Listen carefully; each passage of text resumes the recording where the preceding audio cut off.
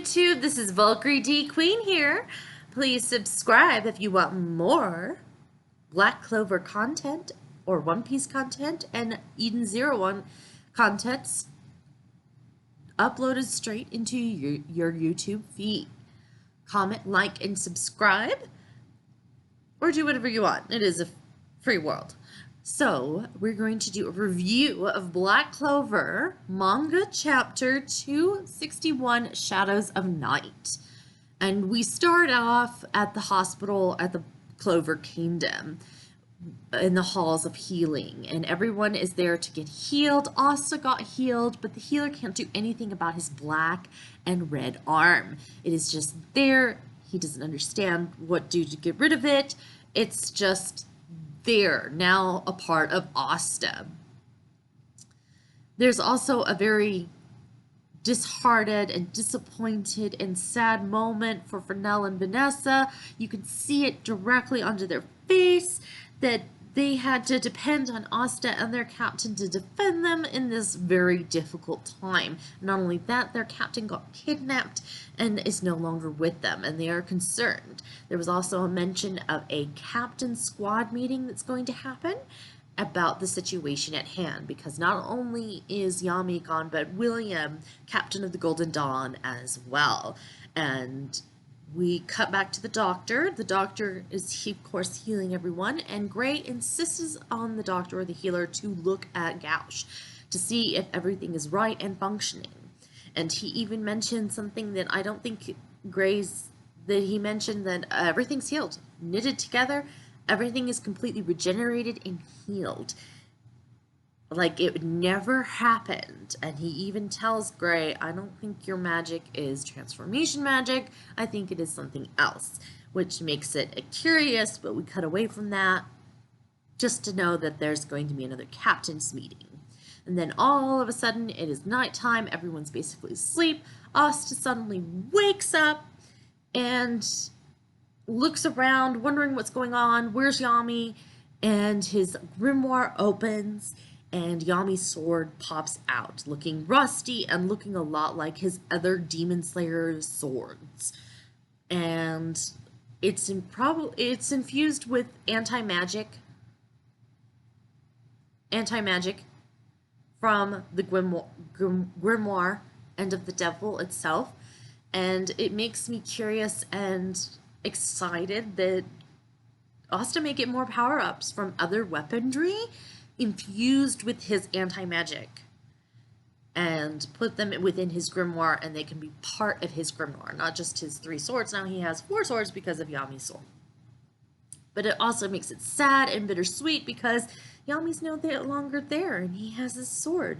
So it's a very bittersweet moment, and Asta remembers what happens, and he goes racing out of the halls of healing, determined to save his captain from the kidnapped and the clutches of the Spade Kingdom. And of course, he is confronted by a hooded stranger asking him all sorts of questions. Do you think it's not a good idea to move around right now to go rescue him? Why are you rescuing Yami? And he lists all of mostly the bad traits Yami has, and really dissing a little bit on Yami. And he also gets upset and defends him and tries to attack this hooded figure, and the hooded figure just pins him down with arms of shadow that just pop out of nowhere. And it makes Asta feel weak. And the hooded man says, well, I like you, Asta. You're a good man, so I will train you so you can get Captain Yami back. And because Asta just breaks down and cries, really good character moment, showing a vulnerable moment to intel that he is weak right now, and he needs to get stronger. He needs to, and it also has the reader developed within this story arc of Asta, for him getting stronger and him learning lessons and being beaten down and then learning to overcome these obstacles that are in his way, and doing it the old-fashioned way, not because he's overpowered or he's special or he's just there. It's because he's hardworking and determination and his training and what he wants, and he admits that he's weak and he needs to get stronger. And the hooded figure agrees with him and says that he likes him and he'll train him. And he throws back his hood. You see this figure. You don't see his eyes. His eyes are closed, but he's smiling. He has black hair and a ponytail. And he has, all of a sudden, he says, I'll train you. And then all of a sudden, horns grow out of his forehead. And lines going down on his eyes. And then this little devil pops up on his shoulder. And it's a little, I say it's a little devil because it looks like a devil. It has a tail and fangs. It's all black, horns and everything. And he introduces himself that he's not the vice captain of the Black Bulls. And whoa, that's a cliffhanger it leaves off on. So that's where the chapter ends. And it leaves like people with,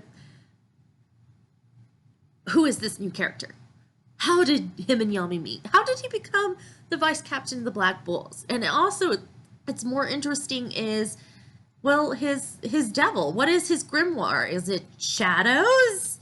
That's his element for his grimoire? Is it shadows or night?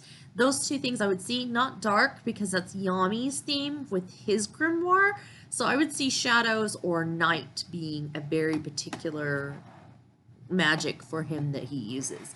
And he's dissing on Yami, but he did, but he is the vice captain, so he must have met Yami and have forged some type of relationship. I don't know what kind of relationship.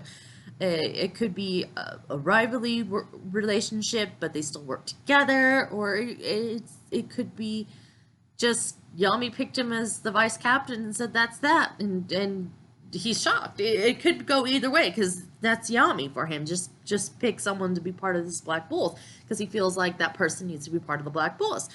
And so it sets up basically the training arc or the training chapters that are going to come for Asta to get stronger so he can fight these devils. It also sets up that there's going to be a captain meeting, and the captains are, of course, going to band together to try to retrieve two of their missing captains, because that's a real vulnerability for the Clover Kingdom. And we need to see how the reactions are. I know how Charlotte's going to react, but she's probably going to put a cool, cold facade in front of most people. But really inside, she's nervous. She wants to go save her man, and she's anxious about wanting to do that, and probably saddened and hurt that he was able to be captured. So there is that. And then of course he has people that he has forged friendships with, and Julius just won't let him just be forgotten, because this is a very big moment that's coming in Black Clover. These devils have what they need to bring more devils within this world, to possess more people, to create this devil utopia within this world where they're possessed, these people, and they can move freely, and they have these people's bodies. So it's interesting to see that. I can't wait till next chapter. And like, comment, and subscribe if you liked what you heard, or if you want more Black Clover content. Black Clover content uploaded onto your YouTube feed. Subscribe. And thank you very much, YouTube. I hope you have a wonderful day. Valkyrie Queen out.